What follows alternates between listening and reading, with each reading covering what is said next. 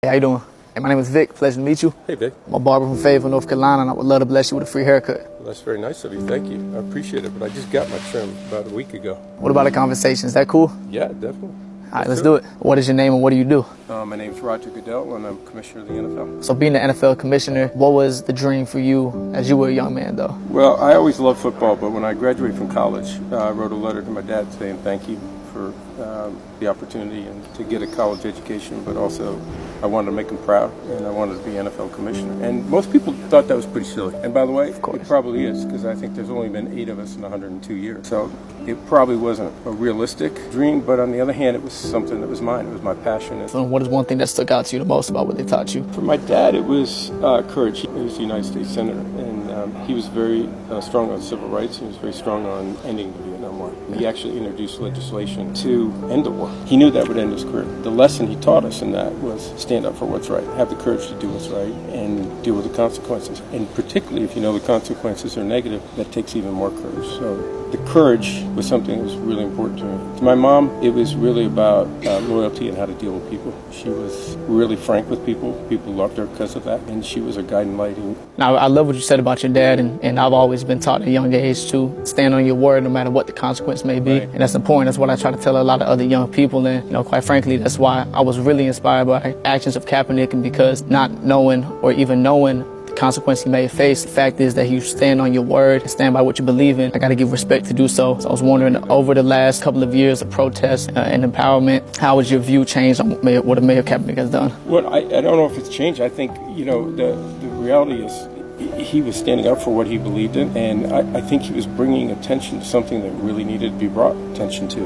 We needed to understand what was going on in our communities. He and a lot of NFL players were very instrumental in helping us all understand that, I think. And as a society in general, those of us who may not have been exposed to it really understood what was going on. And I'm proud of our players for standing up for that, including Cap, but also for our clubs who, said we've got to do something here. We can support our players here. We can support our communities and make really healthy changes. What kind of action do you think the NFL should take to empower players to give back to their communities? Well, we do. One of the biggest things is helping the players understand the platform they have. As an NFL player, you have a platform, and you should use that. You should use your voice. You should use that platform to talk about things that are important to you as a player. It's one of the things I talk about our players. I am so proud of our players. They're incredible young men, incredible families, what they give back to their communities and the things that they believe in. And they use that platform really effectively, and we try to help them. We try to support that. I mean, I've always said that from day one for me, especially, is that if God would ever bless me with a platform, that I would use it for the right reasons. And I stuck to that word even till today, that, if I have an opportunity to inspire millions of kids, I want to inspire them to be who they really are and to chase their dreams. And that was always important to me, to try to use our platform and our voice to create change for our communities. What inspired you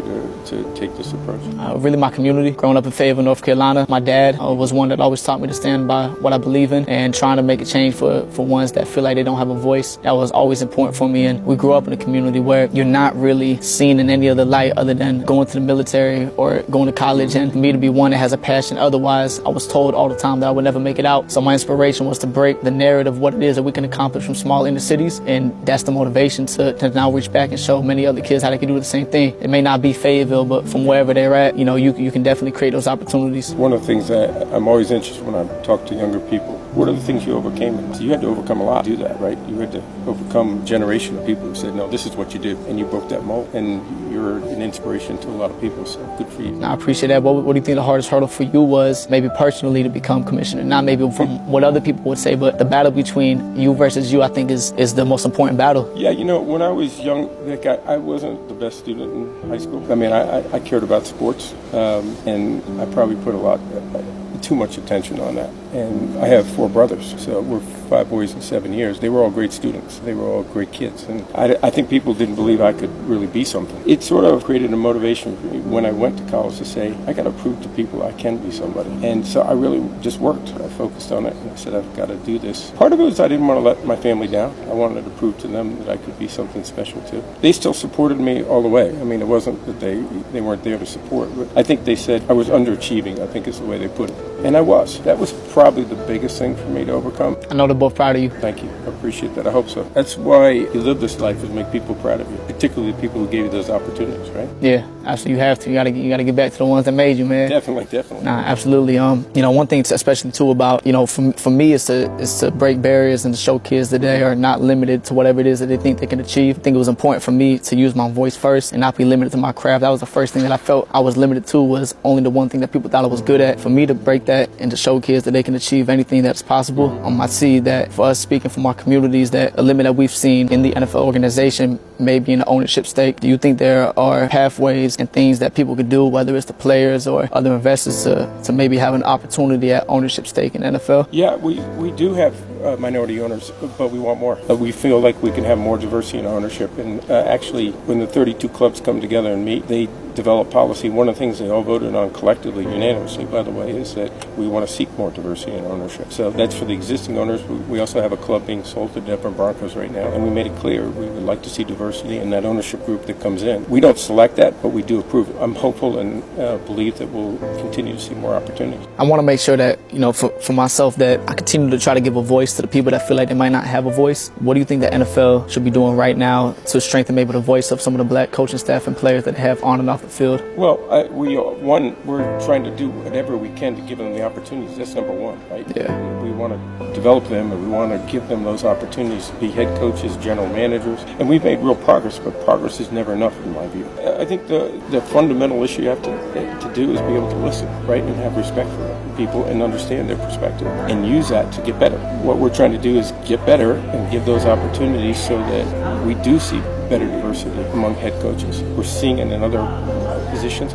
We haven't done as well in head coaches, and we got to do that. I don't think we spent as much time on any issue in the last 5 years as diversity and inclusion. And I think it's warranted, because I think it's important to who we are and where we want to go. So I do believe it's something that will be a good example. We got to do better though. So this Super Bowl was an extremely important one for the culture that we live in, especially being hip-hop as the main event. Looking at the partnership that you guys have with Roc Nation, do you think that might open doors for more of a progressive company? Yeah, I think our relationship, and that's what great partnerships are, they complement you, they make you better.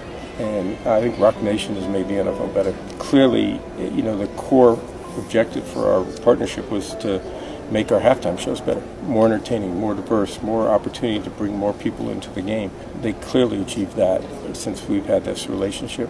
But it's actually been much broader. They've actually helped us in all of our social justice efforts and inspire change. And I consider Jay and I consider Des Perez, who two key people that we deal with, are great partners and a big part of our success. But that platform of the halftime show is bigger than any platform in the world. 208 million people watched the Super Bowl this year, and the most people watched during the halftime show. And so that platform gave us an opportunity, one, to show the genre of rap and how exciting it is. And I think the performers did an unbelievable job. The people who helped create it did an unbelievable job. And it helped bring everyone together. And you may not necessarily be your favorite genre of music, but I think people enjoyed it coming together and sort of seeing what I thought was some of the best entertainment ever. And so we were really proud of that show.